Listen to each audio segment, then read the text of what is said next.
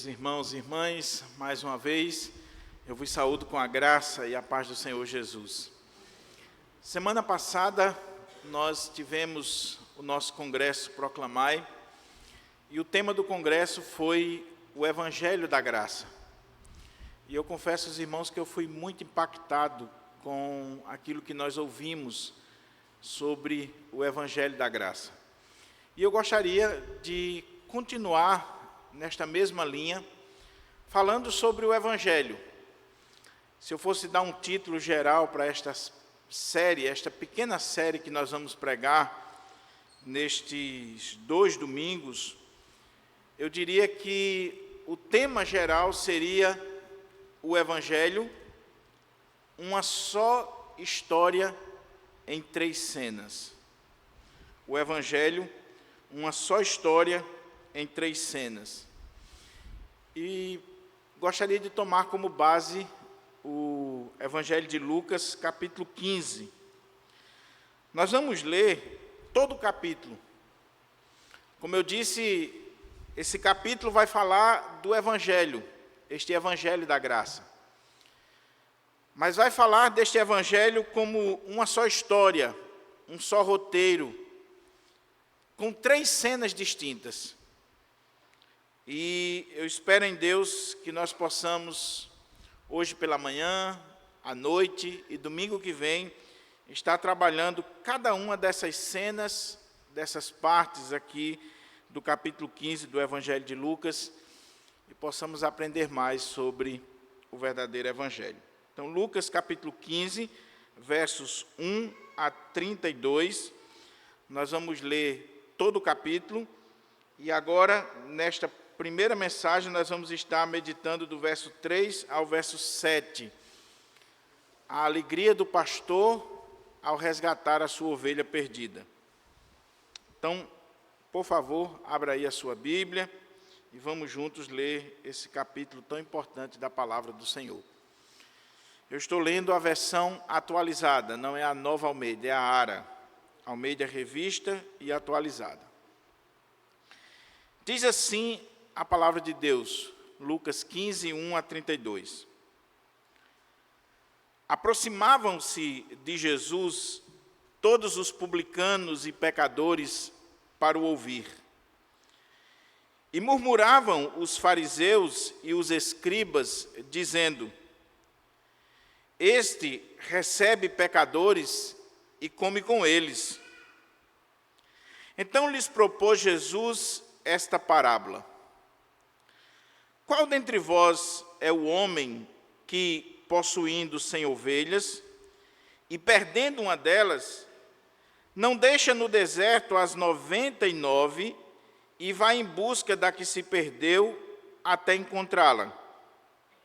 Achando-a, põe-na sobre os ombros, cheio de júbilo, e indo para casa, reúne os amigos e vizinhos, dizendo-lhes: Alegrai-vos comigo, porque já achei a minha ovelha perdida.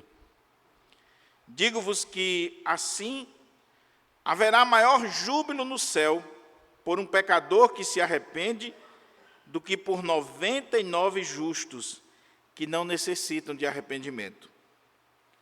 Ou, qual é a mulher que, tendo 10 dracmas, se perder uma, não acende a candeia, varre a casa e a procura diligentemente até encontrá-la?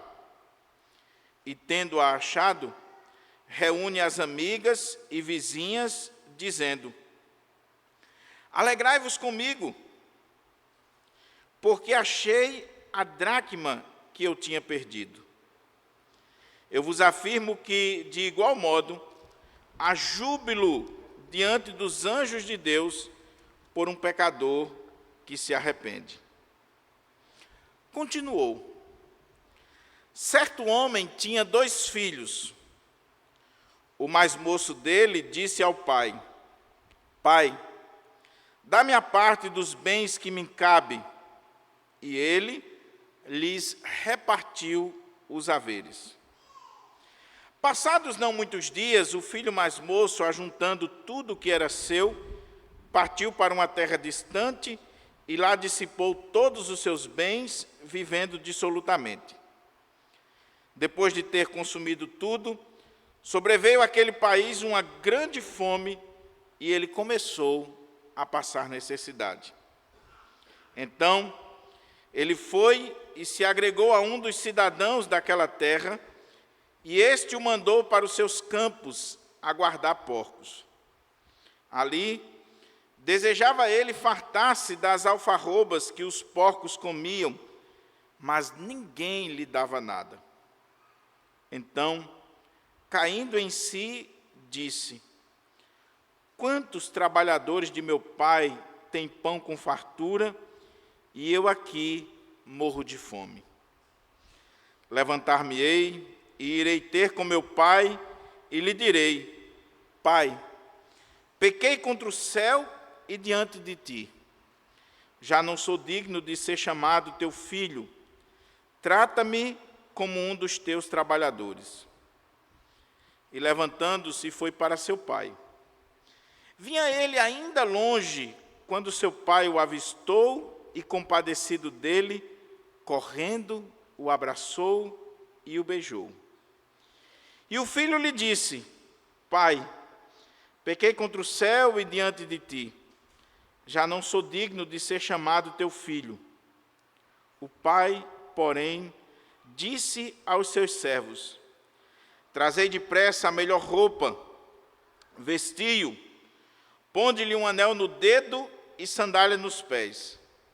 Trazei também e matai o novilho cevado. Comamos e regozijemo-nos, porque este meu filho estava morto e reviveu, estava perdido e foi achado. E começaram a regozijar-se. Ora, o filho mais velho estava no campo e, quando voltava, ao aproximar-se da casa, ouviu a música e as danças. Chamou um dos criados e perguntou-lhe que era aquilo.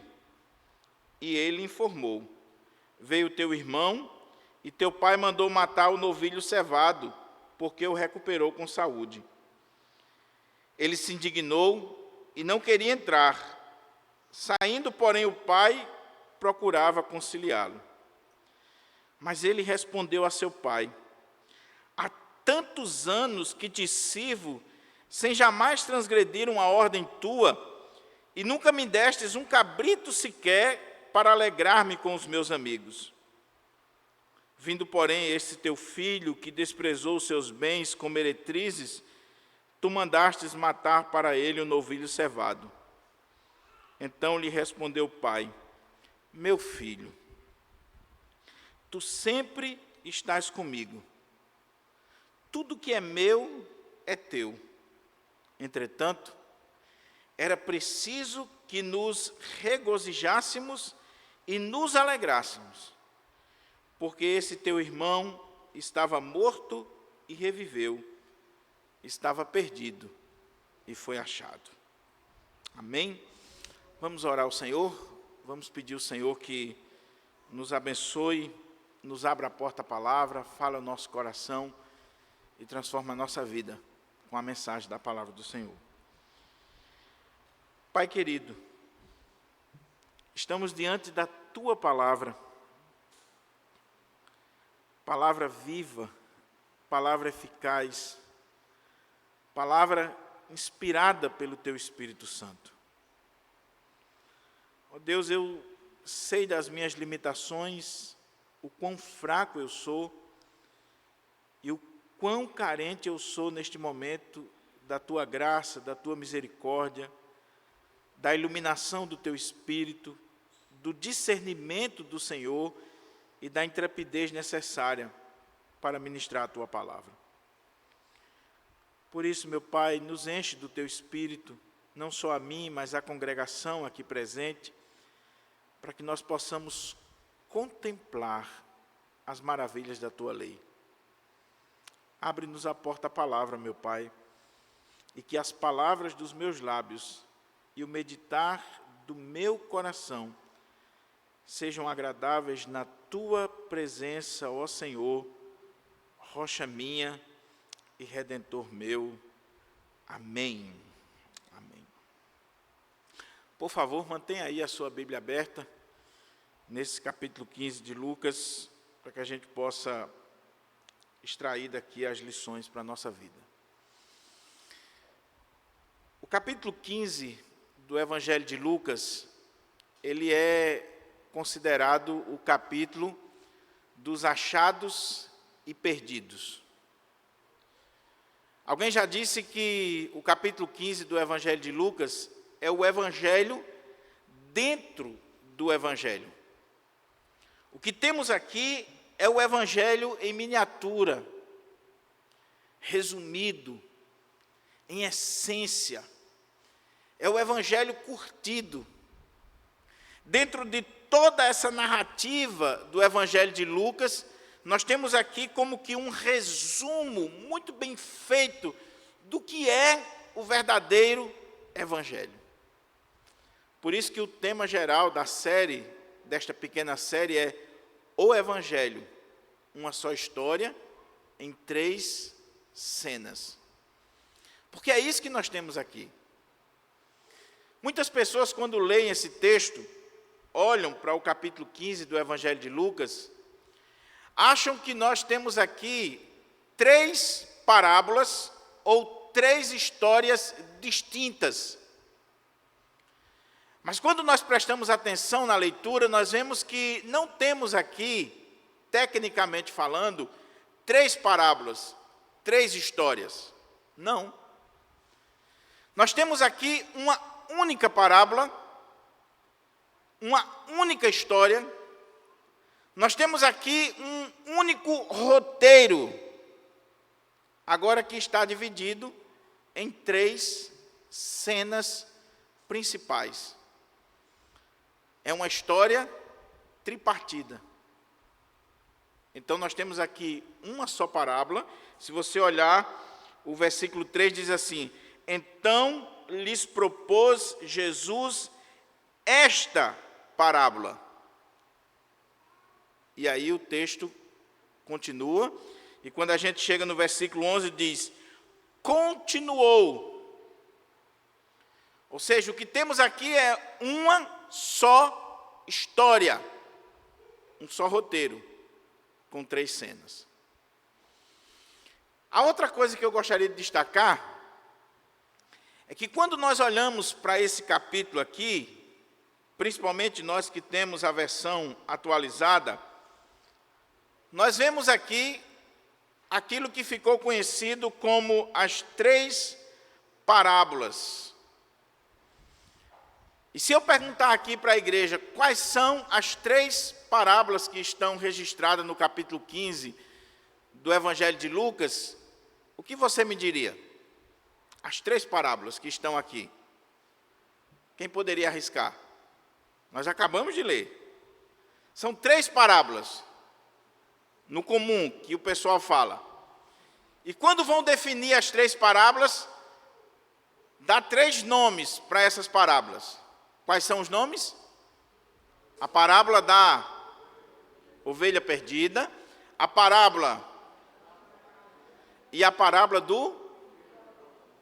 E se eu disser a você que nenhuma dessas 3 está aqui?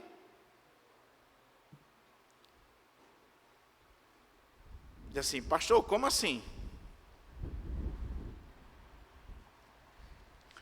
Está aqui o título: a parábola da ovelha perdida, a parábola da dracma perdida, a parábola do filho pródigo. Só que você não deve esquecer que esses títulos que estão aqui em negrito, eles não são inspirados. Eles são títulos que foram dados pela Sociedade Bíblica do Brasil, pela Comissão de Tradução da ARA, para resumir, para ilustrar o texto, mas muitas vezes esses títulos estão errados. Como assim, pastor? É simples, é só você olhar para o texto. Vamos lá. O título que está aqui no versículo 3 é a parábola da ovelha perdida. Mas o que é que está escrito no versículo 4? Qual é a história que Jesus contou? qual dentre vós é o homem que, possuindo 100 ovelhas? Ou seja, a história não é de uma ovelha perdida. A história é de um homem que tinha 100 ovelhas e perdeu uma ovelha. Ou seja, a história é do pastor que tinha 100 ovelhas e perdeu uma delas. E vai em busca delas. A ênfase é no pastor, não na ovelha. Segundo, olha o que diz aí o versículo 8. O título é A Parábola da Dracma Perdida. Mas como é que Jesus começa? Ou qual é a mulher que, tendo 10 dracmas? A história é sobre o quê? Uma mulher que tinha 10 dracmas e perdeu uma. O foco é a mulher, não a dracma.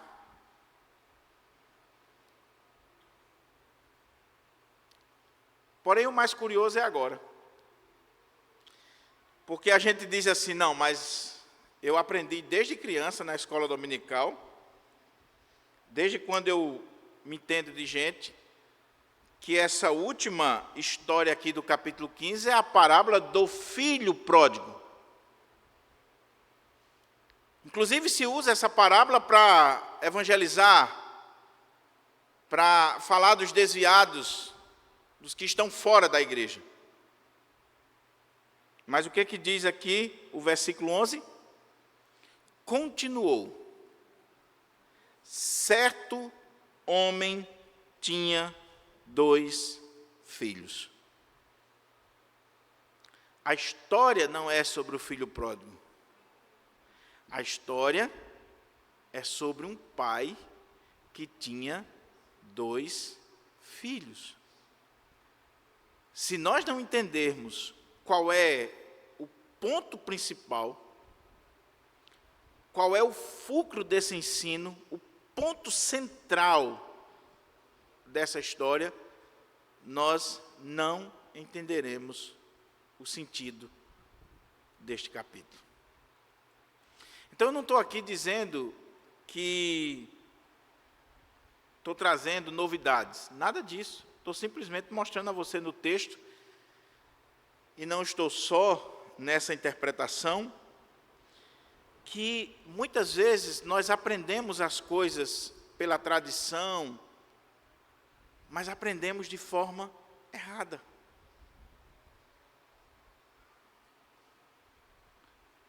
Qual é o contexto aqui? Como eu disse, nós vamos pregar uma pequena série de 3 sermões nesse capítulo.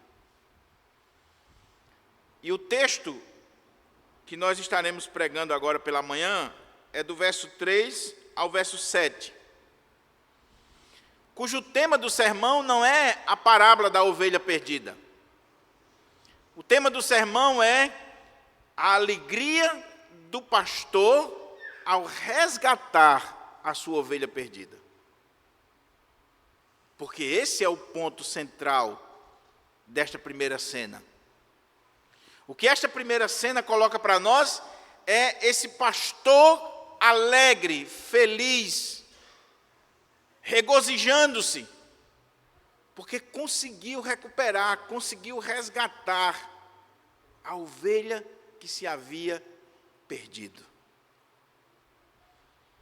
Mas para a gente entender esse capítulo e essas cenas que nós estaremos trabalhando, nós precisamos entender o contexto. Texto sem contexto é pretexto para heresia. E graças a Deus que o contexto do capítulo 15 do Evangelho de Lucas, que vai nos ensinar a entender essa história em 3 cenas, essa única história, mas que está sendo retratada a partir de 3 cenas, já está aqui no verso 1 e 2. O contexto já faz parte do próprio capítulo. E se eu não entender o verso 1 e 2, eu não vou entender por que Jesus contou essa parábola, que tem como a primeira cena o pastor que se alegra ao resgatar a ovelha, a mulher que se regozija em achar a dracma que perdeu, e o pai que festeja com a volta do filho que havia se perdido. Por que Jesus contou essa história? Por que Jesus chamou a atenção para esses 3 episódios, para esse roteiro? Por quê? Chama a sua atenção para o capítulo 15, verso 1 e 2, para a gente ver o contexto. Olha como é que o texto diz. Aproximavam-se de Jesus todos os publicanos e pecadores para o ouvir. E murmuravam os fariseus e os escribas, dizendo: este recebe pecadores e come com eles. Olha o contexto. Jesus está no auge do seu ministério. E ele está pregando a palavra, ele está ensinando a respeito do reino de Deus. Ele está levando o verdadeiro evangelho. E acontece algo inusitado aqui. É que publicanos e pecadores aproximam-se de Jesus para ouvir a palavra que ele pregava, para ouvir os seus ensinamentos. E pelo contexto aqui, pelo que os fariseus e os escribas estão dizendo, não era pura e simplesmente num ambiente de culto, ouvindo um sermão. Jesus sentou e comeu com estes publicanos e pecadores. Em outras palavras, Jesus se misturou com eles. Jesus assentou-se à mesa.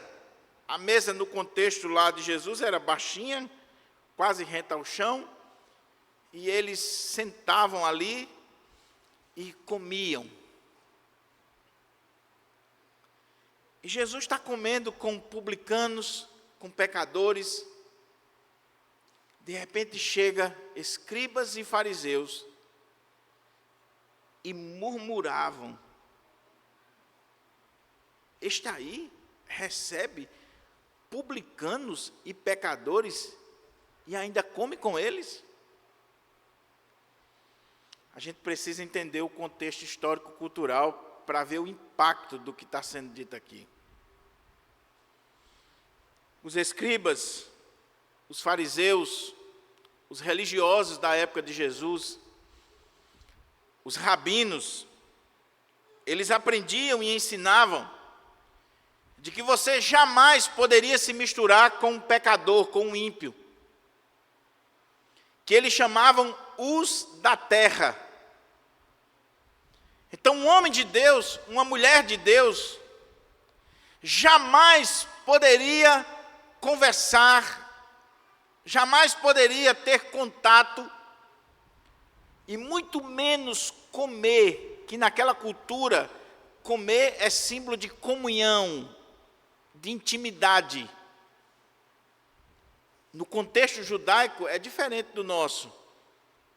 É claro, você só leva alguém para comer na sua casa quando você tem comunhão, intimidade. Mas a gente come num restaurante com gente que a gente nem conhece. Compartilha a mesa com pessoas que a gente nem conhece.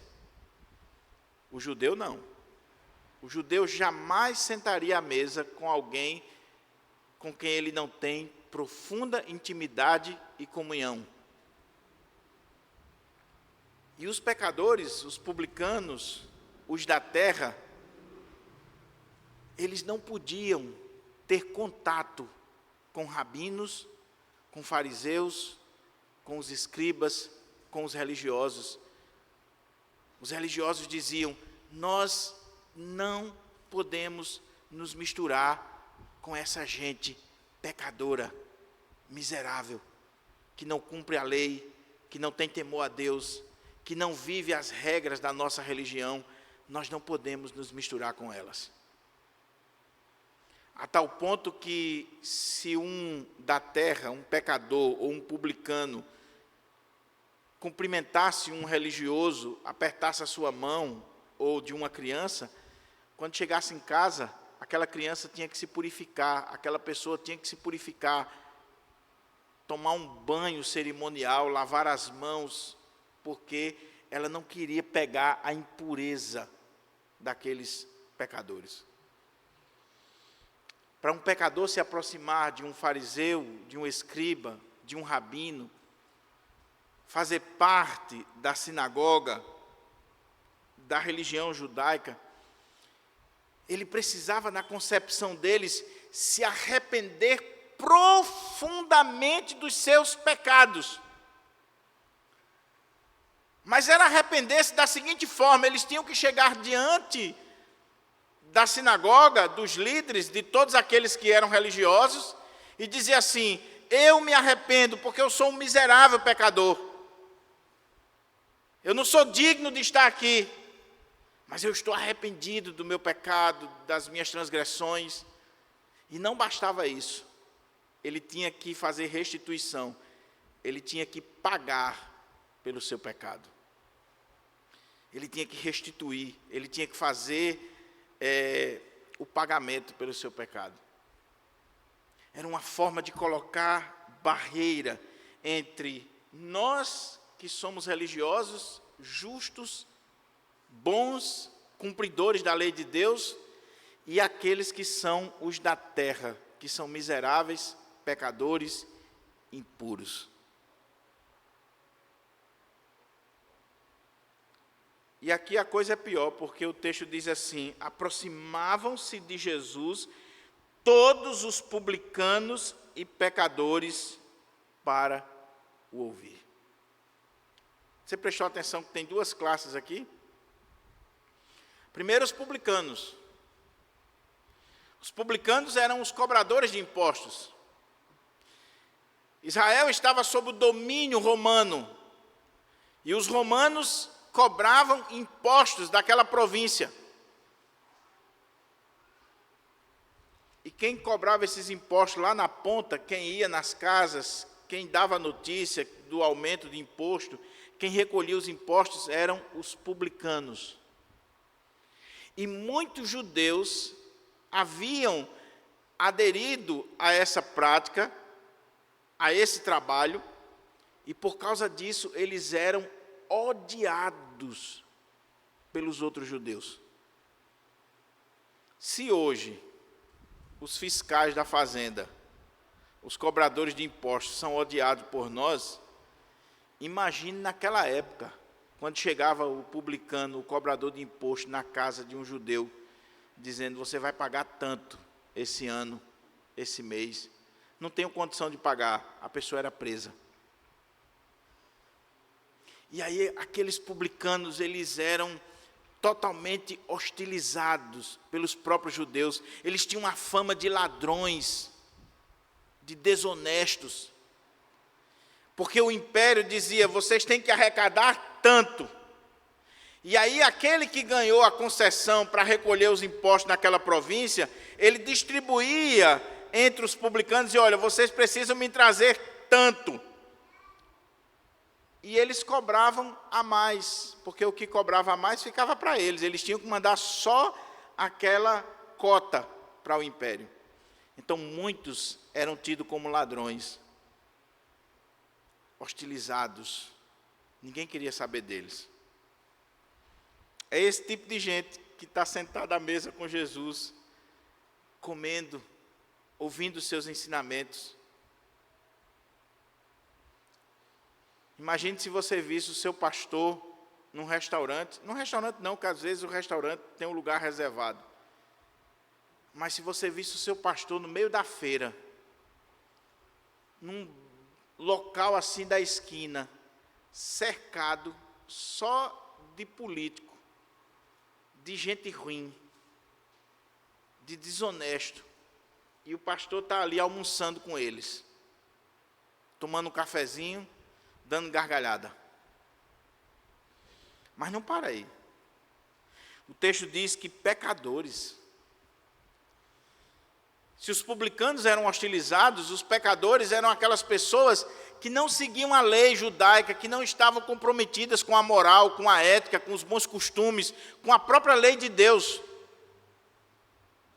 Era gente da pior estirpe. E estão ali.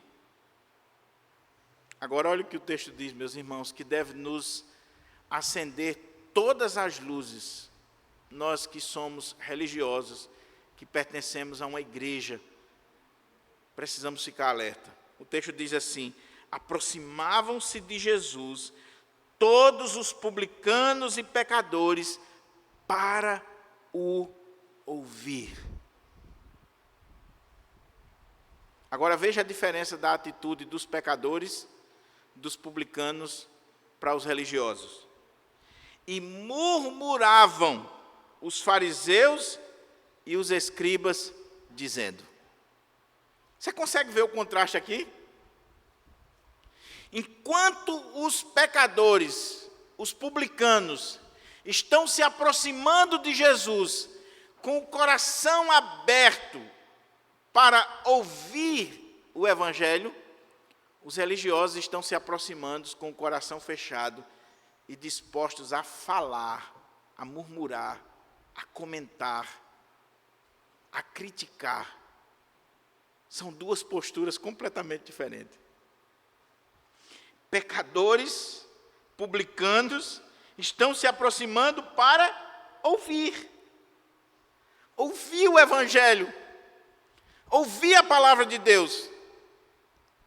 E os religiosos que já estão tão acostumados com a lei, com a palavra de Deus, o coração já não tem mais essa postura, essa disposição de ouvir. Ele não consegue mais ouvir. Ele não é mais um ouvinte da palavra. Ele é simplesmente alguém que avalia o sermão. Ele chega para murmurar, para criticar, para fazer observações, para ver o que está errado aqui nesse contexto. Meus irmãos, isso aqui deve nos assustar.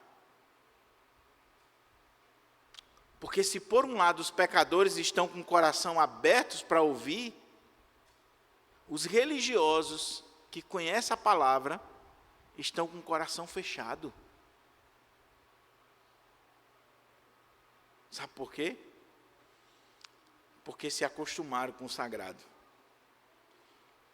Se acostumaram com o pão do céu. Já não se encantam mais com as coisas do reino. Virou religião. Virou uma coisa seca, sem vida. Virou simplesmente manual, regras, costumes, mandamentos de homens. E nós não estamos mais preocupados com a palavra, nós estamos preocupados com regras. E quando qualquer coisa foge um pouquinho da regra ou da tradição, nós já nos fechamos completamente, mesmo que a palavra de Deus esteja sendo pregada. Algumas coisas falam profundamente ao meu coração e espero que fale ao seu. Tim Keller, no seu comentário a respeito da parábola retratada aqui do filho pródigo, mas que ele coloca o pai pródigo de forma certa, ele chama atenção para um fato quando ele comenta essa introdução do capítulo 15. Ele diz, será que nós não precisamos parar para pensar um pouquinho? Por que os pecadores não estão se aproximando mais da igreja para ouvir? Para ouvir a palavra?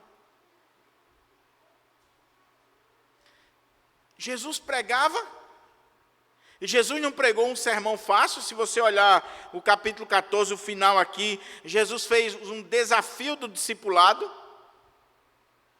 Jesus não está adocicando aqui a mensagem. É só você olhar aqui o finalzinho do capítulo 14. Jesus está chamando aquele povo ao compromisso. Mas a palavra, a pregação de Jesus era algo tão impactante para aqueles pecadores, para aqueles publicanos, que eles se aproximavam de Jesus para ouvir a sua palavra. E aí Tim Keller faz a observação: hoje, aqueles que são os pecadores, os miseráveis mesmo, eles querem distância das igrejas. Distância. Porque eles sabem que quando eles adentram a um ambiente religioso, muitas vezes, ao invés de serem acolhidos, de ouvirem a palavra, eles vão ser julgados, discriminados.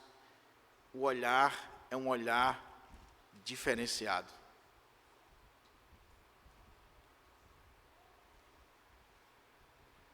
Agora,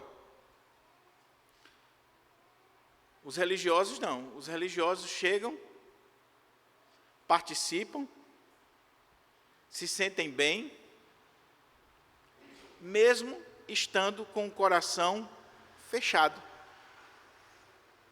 Mesmo estando ali só para murmurar. Mesmo estando ali só para ver os erros. Mesmo estando ali só para julgar do pregador aos ouvintes. Mas muitas vezes eles se sentem bem nas igrejas, porque afinal de contas, eles são justos. Nasci no Evangelho, meu pai era crente, minha mãe, sou fundador dessa igreja, sou membro da SAF há 20 e tantos anos, pastor, já passei por todos os cargos da diretoria, só presidente já fui várias vezes, foi eu quem organizei a UPH dessa igreja, a junta diaconal aqui só funciona quando eu estou presente, eu sou o presbítero mais respeitado do conselho porque eu sou casca grossa, comigo não tem meio termo,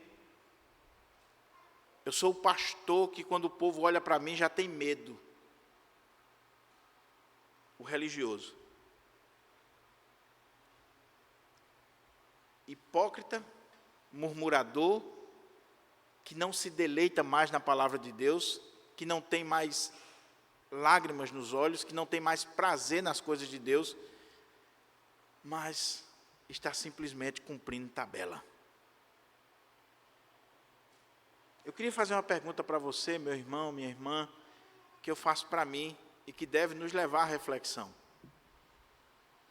Por que será, por exemplo, que quando uma pessoa é disciplinada nas nossas igrejas, elas não permanecem na igreja? Por que será? É raro alguém ser disciplinado numa igreja, seja em Pirangi, seja na Assembleia de Deus, seja na Batista, seja onde for. Quando alguém é disciplinado, principalmente por causa de um pecado que escandalizou, porque também gente só é disciplinada na igreja evangélica por adultério. Você não vai ver gente sendo disciplinada na igreja evangélica porque é fofoqueiro, porque é fofoqueira. Você não vai ver gente na igreja evangélica sendo disciplinado porque está abandonando a casa do Senhor, porque é murmurador. Você não vai ver. Você só vê gente sendo disciplinada na igreja evangélica quando comete adultério, pecados sexuais. Aí a igreja cai. Agora, você não vê gente sendo disciplinada na igreja porque não perdoa o seu irmão. Você já viu? Eu não vejo, não. Pelo contrário. Eu já vi gente que não perdoa o seu irmão assumindo cargos e justificando o seu pecado. Mas por que será que quando alguém é disciplinado, ele não permanece na igreja? É raro. Eu desafio aqui, os que estão aqui na igreja há mais de 20 anos, vamos consultar as atas de Pirangi, vamos consultar a história recente de Pirangi e veja quantos foram disciplinados que permaneceram na igreja. Você conta nos dedos da mão. Sabe por quê?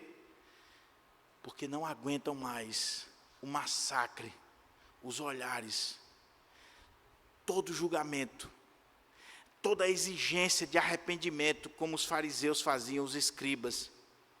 Em algumas igrejas o cara tem que ir à frente, chegar lá na frente e dizer, eu pequei, eu fiz isso, e eu estou arrependido e tal, e eu vou ter que fazer assim, assim. E aí o irmão diz assim, mas eu ainda não estou vendo prova de arrependimento, não.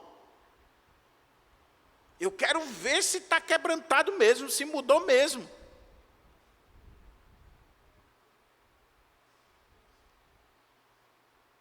Por isso que as pessoas não permanecem. Aí, Jesus vai contar uma história, uma parábola, em 3 cenas, onde ele vai chamar a atenção para o que ele está fazendo. E o que Jesus vai fazer nessas 3 cenas aqui, nessa história, nessa parábola, é uma defesa da sua pessoa e do seu ministério. O que Jesus vai fazer aqui é olhar para aqueles religiosos, o alvo dessas 3 histórias não são os pecadores. Cuidado, porque eu ouvi desde criança na igreja se pregar sobre esse texto aqui da ovelha perdida, falando para o pecador que está lá fora. A dracma perdida como sendo coisas que você perdeu dentro de casa, valores. O filho pródigo falando dos desviados, dos que se afastaram da igreja. Aqui não tem nada a ver com igreja. Até porque não existia igreja, não existia templo. Aqui não está falando de gente que se afastou da igreja. Por favor. O problema é que a gente não lê a Bíblia como deveria ler. A gente escuta o que os outros dizem e a gente não para refletir. Ele não está falando aqui de gente que se afastou da igreja, que saiu do rol de membro. Ele não está falando isso. O alvo desta parábola, dessas 3 cenas, são os religiosos. Jesus não contou aqui historinha para emocionar esse povo, não. A gente conta assim a parábola da ovelha perdida, da dracma perdida, e principalmente do filho pródigo, e o povo se emociona. O povo chora. O povo fica nas nuvens. Quando a gente canta, né, os hinos. Se você olha para o quadro, por exemplo, de Rembrandt, ou para obras de Shakespeare, que foi inspirada nesse capítulo 15, principalmente na história do filho pródigo. Aí a gente acha que Jesus contou essas 3 histórias dentro de um roteiro, e o povo ficou emocionado, derramando lágrimas. Não, quando Jesus contou essa história, essa parábola, essas 3 cenas, os fariseus, os escribas, entenderam perfeitamente o que ele estava dizendo e saíram dali irados, rangendo os dentes, porque Jesus estava atacando a religião falsa, farisaica, sem amor, sem alma. Uma religião que não se preocupa com gente, com pessoas, com seres humanos. Está preocupado com regras, com mandamentos, com costumes de homens. Então, quando eles entendem o que Jesus está dizendo aqui, eles não ficaram emocionados, não, eles ficaram irados. E essa história é para mim, é para você, que somos membros de igreja, que nos batizamos, fizemos profissão de fé, frequentamos o culto, exercemos liderança, temos 10, 15, 20, 30 anos de igreja, somos presbiterianos roxos, de carteirinha, calvinistas, reformados, e por causa da nossa carga religiosa, nós somos capazes de desprezar o nosso semelhante. Se ele não rezar na cartilha da nossa religião, nós não queremos saber da vida dele. Não queremos saber. É um leproso, é uma leprosa. Uma pessoa uma vez disse para mim assim: pastor, eu me sinto como um leproso na igreja. Porque os irmãos passam por mim distante, sem falar, não abraça, não conversa mais. Perdi minhas amizades, porque eu caí. Eu sei que eu errei, eu sei que eu pequei, mas eu não sou um leproso. Aí Jesus vai contar a história com 3 cenas. E a primeira, Jesus vai falar de algo que eles conheciam muito bem, que era comum naquele contexto, que talvez naquele momento ali em que Jesus está falando, eles estavam visualizando, ou até mesmo naquele grupo de escribas, de fariseus, existia pastores. Veja, meus irmãos, que eram escribas, doutores da lei, gente que conhecia os detalhes da lei, gente que conhecia os caminhos do Antigo Testamento, que decoravam o Antigo Testamento. E os fariseus que eram ardentes, zelosos pelas tradições, pelos costumes. Mas ao invés de melhorarem no coração, eles estavam ficando cada vez mais endurecidos. Gente chata, gente que você não consegue estar perto, porque ela abre a boca, é para lhe repreender, é para julgar, é para tirar pedra. Sabe aquela pessoa muito crente, muito santa na igreja, que você não consegue atingir o padrão? Ela bate o olho em você, ela fala da sua roupa, ela fala do seu cabelo, ela fala das suas conversas, ela sempre está querendo colocar você no prumo. No prumo. Aí Jesus diz assim: então lhes propôs Jesus esta parábola. Qual dentre vós, ele está se dirigindo aos escribas, aos fariseus, que estavam murmurando e julgando, porque ele estava comendo com publicanos e pecadores. É a eles que a história é dirigida, aos religiosos. Qual dentre vós é o homem que, possuindo 100 ovelhas, e perdendo uma delas, não deixa no deserto as 99 e vai em busca da que se perdeu até encontrá-la? Imagina aí, os caras estão julgando Jesus.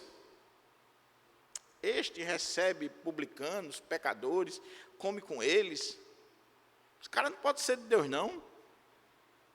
Como é que o pastor, o reverendo, está com essa gente aí? Como é que o pastor pode sentar com esse tipo de gente? Aí Jesus diz assim: muito bem, tem algum pastor aqui? Tem alguém aqui que cuida de ovelhas? E era comum naquela sociedade, uma sociedade agrícola, pastoril. Tem algum aqui? Tem. Qual dentre vós, que porventura possuindo 100 ovelhas, se uma delas se perder, não vai em busca da que se perdeu? E aqui a coisa começa a apertar. Porque tem 2 pontos que talvez está por trás da argumentação de Jesus e que Jesus está colocando aqueles religiosos no canto da parede. Primeiro, Jesus pode estar expondo a hipocrisia deles, falando de economia, de dinheiro, de bens. Para um homem possuir 100 ovelhas, esse homem era um homem rico, naquela circunstância, naquele contexto. E você sabe como é que é o rico, ele não quer perder dinheiro, ele não quer perder bens. E aí Jesus já começa dando uma pancada naqueles camaradas. Qual dentre vós é o homem que, tendo 100 ovelhas, quando uma delas se perde, não vai em busca da que se perdeu? E sabe por que ele ia em busca? Alguns? Porque ele não queria perder aquele bem, aquele dinheiro. Não queria perder aquele valor, o valor da lã, o valor da carne, da ovelha. Ele não queria perder recursos. Então, por causa de bens materiais, aqueles homens se sacrificavam. Eles iam, deixavam as 99 ali no deserto, no aprisco. Geralmente eram 2 pastores que cuidavam de um rebanho desse tamanho. Então deixou lá e o cara foi atrás. Eu tenho que encontrar, eu não posso perder esse valor todo. Ele foi atrás. Eu estava vendo um pastor falando sobre esse texto, ele disse assim, vamos contextualizar? Vamos trazer para nós? Qual dentre vós é o homem que, perdendo o seu iPhone última geração, não vai correr atrás dele até encontrá-lo? Qual é a mulher, e Jesus vai colocar isso na outra parábola, que perdendo a sua joia de valor, não vai encontrar? Eu conheço uma história de uma pessoa muito rica, cujos ladrões entraram na casa dela e levaram dinheiro e muita joia de valor. E essa pessoa era muito rica. E ela não conseguiu digerir aquilo. Ela contratou agentes. Ela começou a investir para ir atrás daquelas joias. Até que ela adoeceu, recuperou algumas joias, recuperou algumas coisas, mas nessa empreitada adoeceu e veio a falecer. Pode ser isso aqui que Jesus está dizendo. E aí o que Jesus estaria dizendo é, escribas e fariseus hipócritas, vocês, quando perdem algo de valor, vocês fazem de tudo para encontrar aquele algo de valor. E vocês não têm o sentimento de valorizar o ser humano, criado à imagem e semelhança de Deus. Vocês não conseguem ver o valor desses publicanos, desses pecadores, dessas meretrizes, dessas pessoas que foram criadas por Deus. Coisas vocês valorizam. Mas o ser humano, vocês estão desprezando por causa dessa religiosidade sem alma, sem vida, sem coração. Perdeu o carro, é arriscado se matar. Perdeu o apartamento, é arriscado dar um tiro no ouvido. Quando o Collor confiscou a poupança, a caderneta de poupança de muita gente, teve gente que se matou.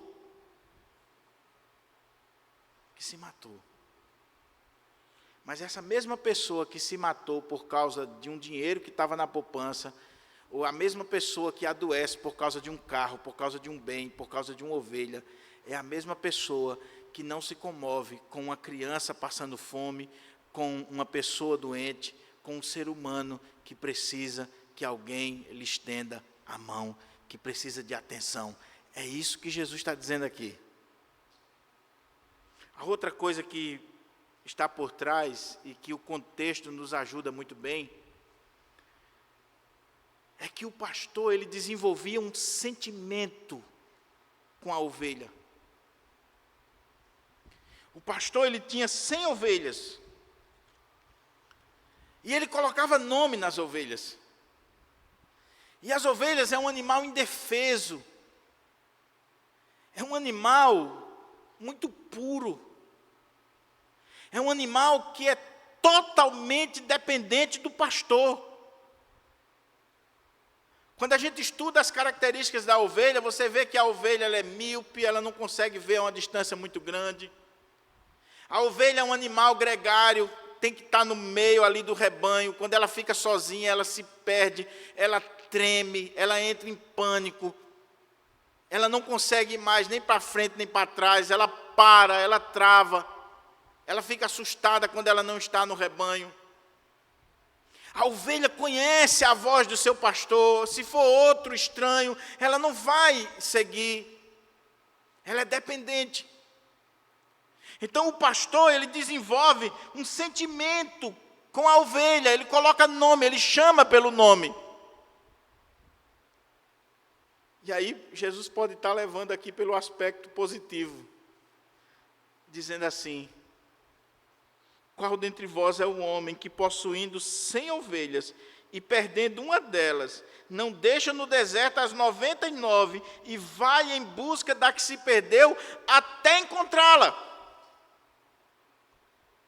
Era assim que os verdadeiros pastores faziam. Não por uma questão financeira simplesmente, os mercenários sim. Mas havia os verdadeiros pastores que deixava as 99, contou as ovelhas e viu que estava faltando uma. Ele deixava ali e ele ia pelos montes, pelos penhascos, em busca da que se perdeu. E ele só sossegava quando ele encontrasse. Por quê? Porque ele amava aquela ovelha. Porque ela tinha um nome. Porque ele não estava ali numa relação pura e simplesmente comercial. Ele tinha amor pelas ovelhas. E Jesus está dizendo assim: religiosos, escribas, fariseus, o que a religião está fazendo com vocês? O que a igreja está fazendo com vocês? Vocês não amam mais. Vocês não se importam mais com o outro.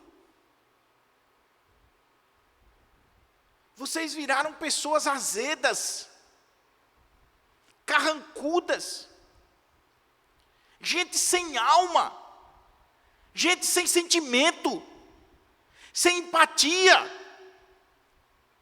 sem coração.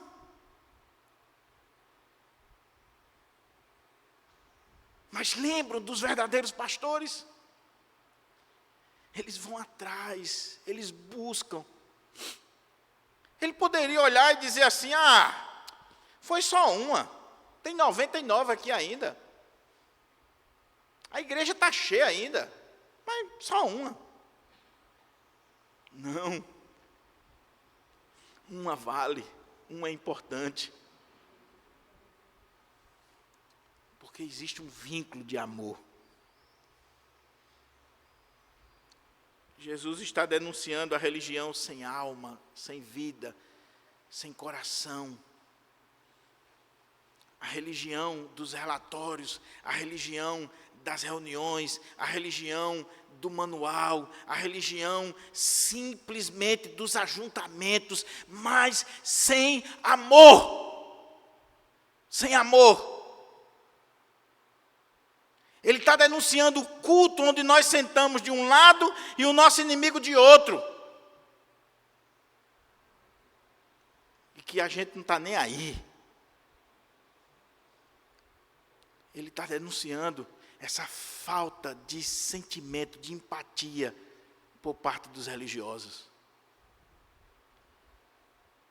Meus irmãos, é triste quando o ímpio está demonstrando mais amor do que os crentes. Triste isso. Aquilo que um colega pastor chegou para um irmão da igreja e disse assim: meu querido, eu tenho que lhe dizer uma coisa muito séria. O que a igreja está fazendo com você, meu amado? Você era uma pessoa tão doce, tão amável, mas a cada dia que passa, você está se tornando tão ruim, tão agressivo, um destruidor de vidas. O que a igreja está fazendo com você? O que a religião está fazendo com você? Qual dentre vós é um homem que, possuindo 100 ovelhas e perdendo uma delas, não deixa no deserto as 99 e vai em busca da que se perdeu até encontrá-la. Achando-a, põe-a sobre os ombros, cheio de júbilo. Irmão, uma ovelhinha básica, ela pesa em média 30 a 40 quilos.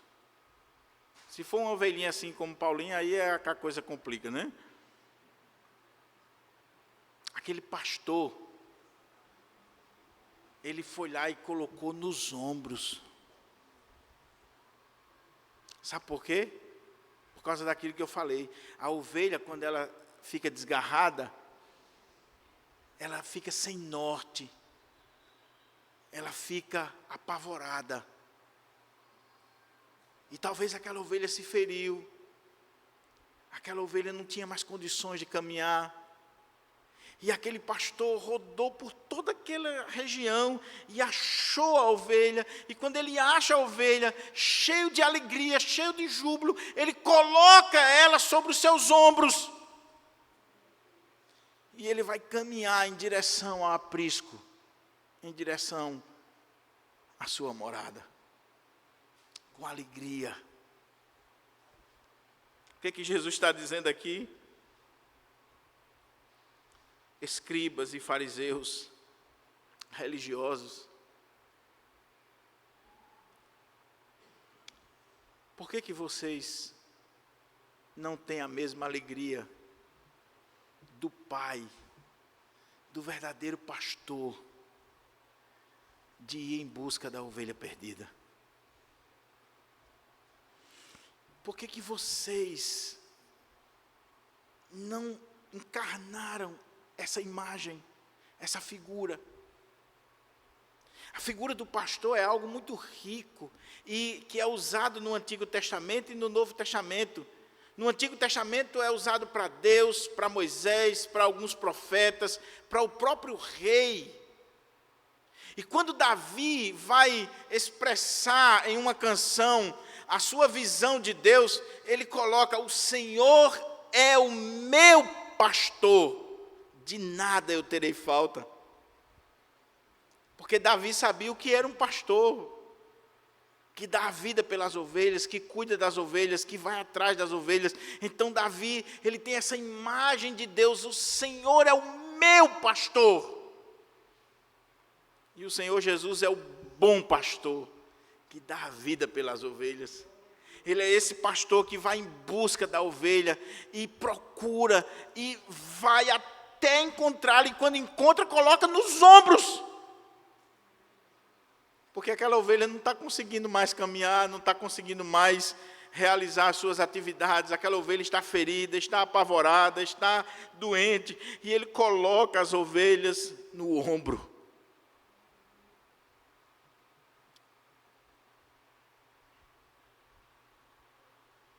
Ele se esforça pela ovelha, se sacrifica pela ovelha, dá a vida pela ovelha.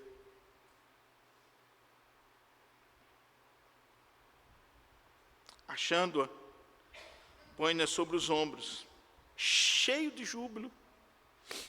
Não é obrigação, não é para colocar no relatóriozinho: fizemos tantas visitas, distribuímos tantos Novos Testamentos, distribuímos tantos folhetos, fomos no abrigo não sei de quê. Não, o objetivo não é isso aqui, não é religião, não é prestar conta para ninguém. É júbilo, é alegria, é coração. E achando-a, põe-na sobre os ombros, cheio de júbilo. Indo para casa, reúne os amigos e vizinhos, dizendo: alegrai-vos comigo, porque já achei a minha ovelha perdida. Diz alguns comentaristas que, naquele contexto do primeiro século, quando os pastores iam reunir as ovelhas no final do dia, e eles contavam as ovelhas, e estava faltando uma, então o pastor voltava, ia atrás, buscar a ovelha perdida, atrás da ovelha. E outros pastores e a própria comunidade ficavam esperando. Porque aquele pastor, no mínimo, ele só voltaria quando ele trouxesse pelo menos uma prova de que aquela ovelha, de fato, já tinha se perdido. Achou a lã, achou algum sinal, aí ele vinha. Mas quando ele vinha com a ovelha no ombro, e ele chegava naquela comunidade, toda a comunidade estava esperando em festa, para festejar com aquele pastor que conseguiu resgatar a sua ovelha perdida. Os predadores, os lobos, os mercenários não tinham ganhado daquela vez. Aquele pastor conseguiu trazer. Veja que aqui não se trata de uma questão financeira, porque ele agora vai dar uma festa, ele vai gastar. Venham, alegrem-se comigo, porque já achei a minha ovelha perdida. Ele vai festejar o resgate da ovelha. Aí Jesus conclui dizendo: digo-vos. Ele está falando com quem? Escribas e fariseus, que estão murmurando porque ele está sentado com publicanos e pecadores. Digo-vos que assim como aconteceu com um pastor, que vocês sabem muito bem, isso é comum entre nós, assim haverá maior júbilo no céu por um pecador que se arrepende do que por 99 justos que não necessitam de arrependimento. Jesus agora, desculpa a expressão, deu na cara daqueles religiosos. E queira Deus que não seja na nossa. Ele está dizendo assim: vocês estão murmurando porque eu estou comendo com publicanos e pecadores, porque eu estou assentado aqui com eles. Eles vieram aqui para ouvir a palavra, estão sendo alcançados. E assim como acontece quando um pastor resgata uma ovelha que se perdeu e faz uma festa na comunidade, reúne os vizinhos, os seus amigos, eu quero dizer para vocês que há maior júbilo no céu por um pecador que se arrepende do que por 99 justos que não necessitam de arrependimento. O que Jesus está dizendo? Quando um pecador desses aqui se arrepende, publicano, pecadores, meretrizes, gente da ralé, o céu faz uma festa. Há uma festa, existe júbilo, existe alegria, porque um pecador, alguém sujo, imundo, desprezível, miserável, adúltero, assassino, hipócrita, estrupador, não interessa, um político ladrão, o cara da pior estirpe desse mundo, ouviu a palavra foi no seu coração, houve um arrependimento no seu coração, uma mudança, uma tristeza na sua vida. E agora ele se arrepende dos seus pecados, se volta para o Senhor, se converte, tem uma mudança na sua vida. Jesus está dizendo: a festa do céu por esse pecador que se arrepende,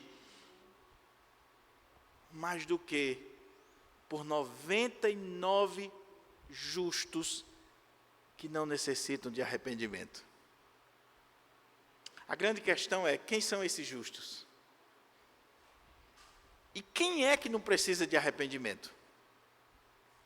Aqui os estudiosos, principalmente reformados, eles debatem muito essa questão. Porque, pelo contexto,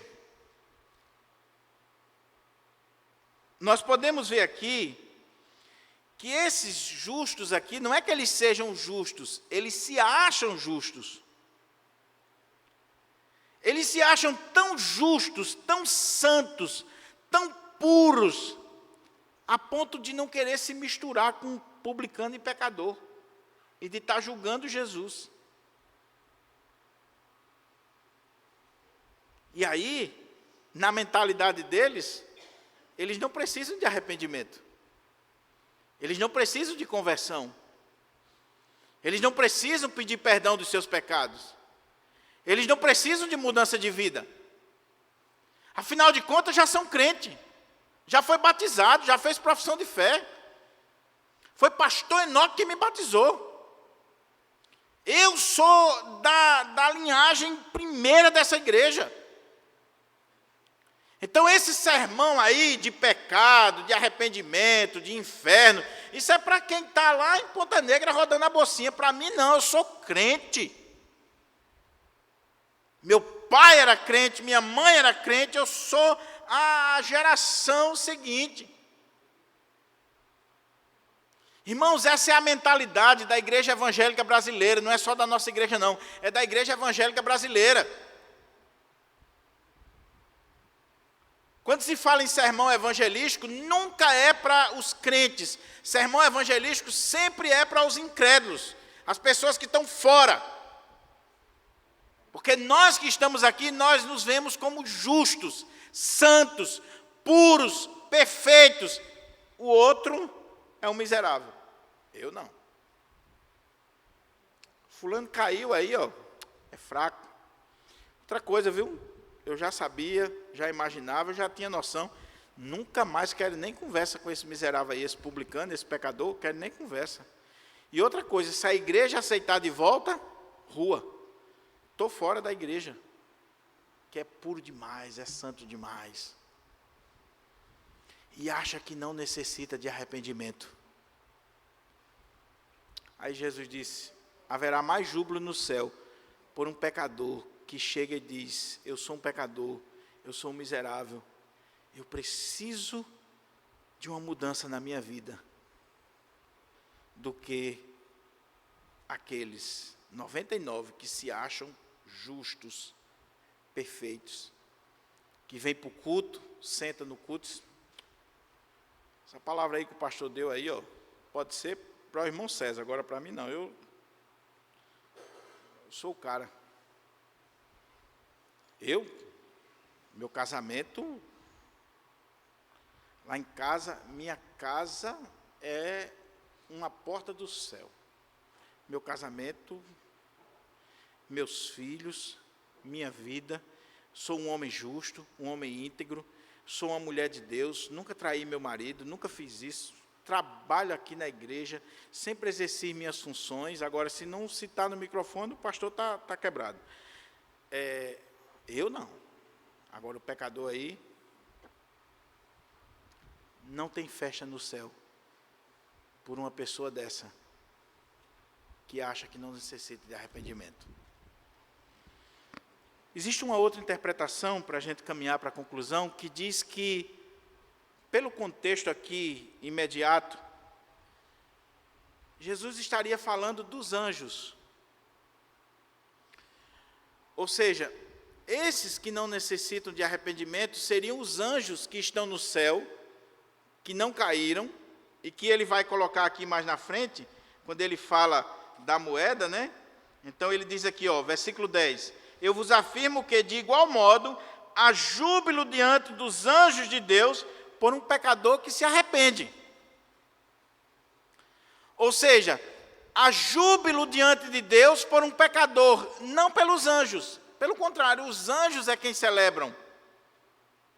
Porque esses anjos que estão lá na presença de Deus, eles não precisam de arrependimento. É uma outra possibilidade. Mas eu acredito que pelo contexto que nós acabamos de ver, talvez a ideia seja exatamente essa. Gente religiosa que não acha que precisa de arrependimento, porque é perfeita. Eu concluo esse sermão, essa primeira cena, apenas destacando algumas coisas para a nossa reflexão e aplicação. Primeiro, Meu querido irmão, nunca se coloque numa condição de alguém que não precisa de arrependimento. As nossas melhores obras não passam de trapo de imundícia. De nós mesmos, nós somos pobres, cegos, miseráveis e nus. Se Deus tirar a graça dele da minha vida e da sua vida, nós não temos noção do que somos capazes de fazer. Cuidado quando você se olhar no espelho e se achar uma pessoa justa, santa demais, a ponto de julgar os outros. A prova que você não é justo, que você não é santo, que você não é isso tudo que você está pensando, é que o seu pensamento, a sua mente é tão mau, e a minha, que nós julgamos o nosso semelhante. Segundo, meu querido irmão, minha querida irmã, o fato de você ser membro de Pirangi, de você ouvir a palavra, de você trabalhar na casa do Senhor, de você estar aqui há tanto tempo, tem feito de você uma pessoa mais doce, mais amável, uma pessoa simpática, uma pessoa que tem empatia para com o seu semelhante, que as pessoas gostam de estar perto de você, porque não que você vai concordar com o pecado dela, jamais, mas você fala a verdade em amor. Ela não tem dúvida que você quer o bem dela, que você quer ver a restauração dela. Ou a cada dia que passa você vai se tornando uma pessoa antipática, rabugenta, religiosa, a ponto de abandonar a igreja porque tem gente pecador dentro dela. Abandona a tua família também, porque eu acho que na tua família, assim como na minha, tem um bocado de gente que não presta. Quero mais saber da sua família, não. Vou mais para o culto, não, porque lá tem pecador. Cuidado, quebra o espelho da sua casa, deixe de frequentar seu lar, que lá também tem. Não é só a igreja, não. Então seja doce, seja amável, não apoie pecado, mas trate o pecador com amor. Com amor. A outra lição que eu tiro desse texto para a minha vida, veja que coisa preciosa, meus irmãos, que deve mexer conosco. O que é o Evangelho? O Evangelho é esse Deus gracioso, amoroso, que vem em busca do mais vil pecador, da ovelha perdida, que coloca nos seus ombros, que se alegra com a sua restauração, com o resgate, com a mudança. É Deus quem faz. O que Jesus está revelando para aqueles religiosos é: vocês esqueceram o Deus pastor, o Deus gracioso, o Deus de amor. O Deus que vocês estão pregando já não é mais o Abba Pai. Já não é mais esse Deus que amou o mundo de tal maneira que deu o seu Filho unigênito para que todo aquele que nele crê não pereça, mas tenha vida eterna.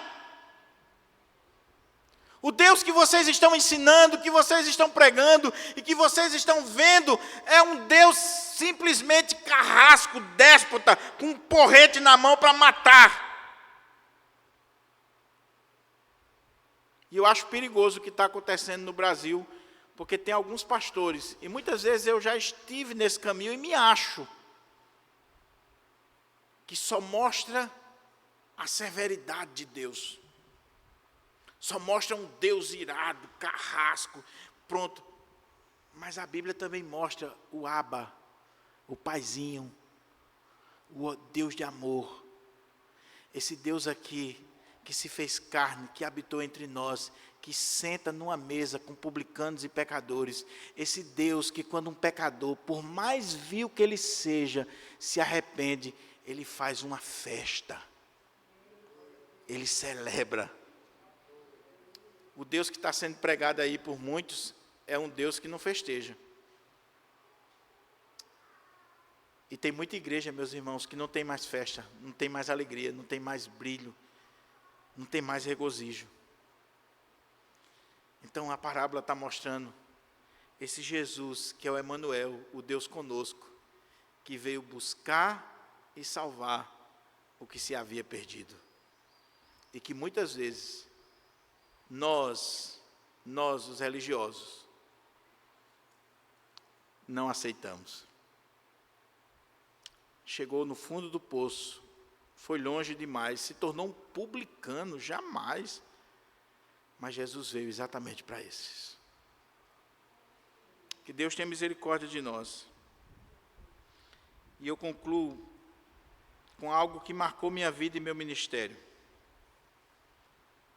Essa história é pública, não é escondida de ninguém.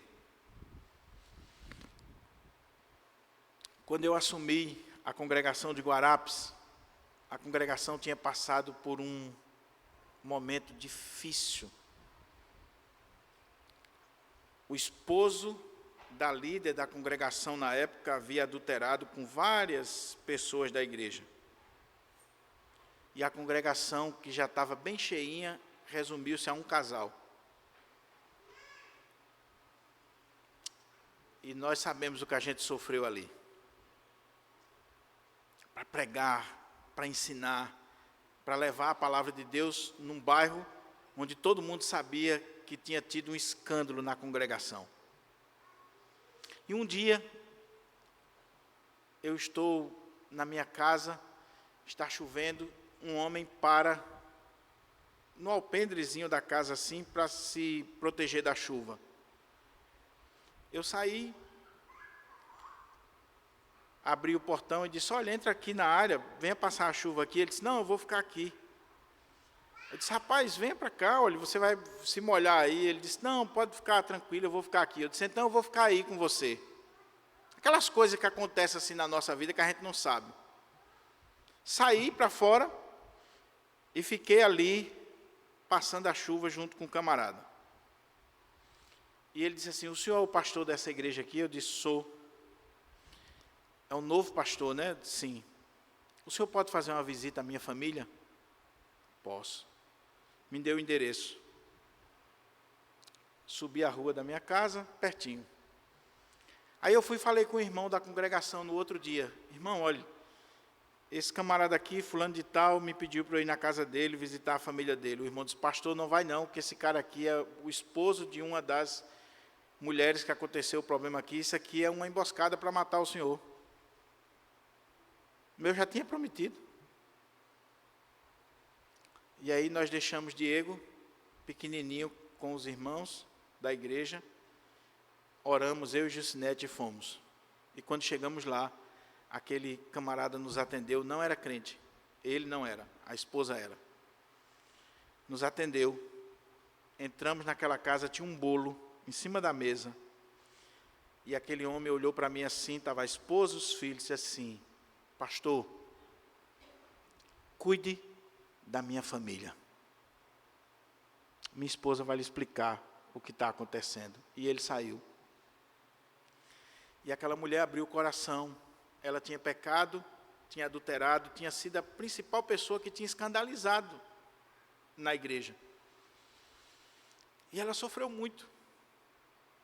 Sofreu no trabalho, sofreu no bairro, sofreu de ver a igreja destruída, sofreu no seu casamento, tantas coisas, família destruída.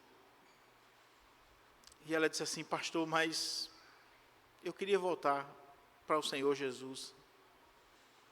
Meu esposo está entendendo que é importante essa volta para mim, para os meus filhos, para a nossa casa. O Senhor nos recebe na igreja? O que você faria? E eu orei com aquela irmã. No domingo, ela foi para a congregação já tinha mais algumas pessoas. Trouxe o assunto para o conselho de Pirangi, alguns presbíteros na época disseram assim: você não é nem doido de aceitar essa mulher na igreja, porque foi essa mulher assim, assim, assim. E eu disse no conselho na época: então, meus irmãos, eu vou voltar para Currais Novos, porque eu vim para cá para pastorear, eu não vim para cá para excluir pessoas. Não estou dizendo isso aqui para minha glória não, irmãos, por favor. Mas aí o conselho na época disse assim: é por sua conta e risco. E foi difícil. Aquela mulher veio para a igreja, as pessoas julgavam. Uma vez eu entrei no ônibus, aquela irmã estava, eu sentei do lado dela, uma pessoa gritou lá de trás: e aí, fulana, já está saindo com esse pastorzinho novo aí? E aí, todo mundo dentro do ônibus começou a rir. As lágrimas desciam e eu disse assim: minha irmã, isso é o preço do pecado, mas Deus vai restaurar a sua vida. Concluindo a história, aquela serva de Deus foi restaurada, foi um canal de bênção na nossa congregação. Hoje ela mora em outro lugar, serve na Assembleia de Deus com toda a sua família. Deus restaurou sua vida, seu ministério de louvor. Deus restaurou a sua família para a glória do Senhor. Meus irmãos, é para esse tipo de gente que o Senhor veio. É para mim, é para você, que somos ovelhas perdidas, mas que foram achadas pelo bom pastor. Que o Espírito Santo de Deus aplique a palavra no nosso coração. Em nome de Jesus.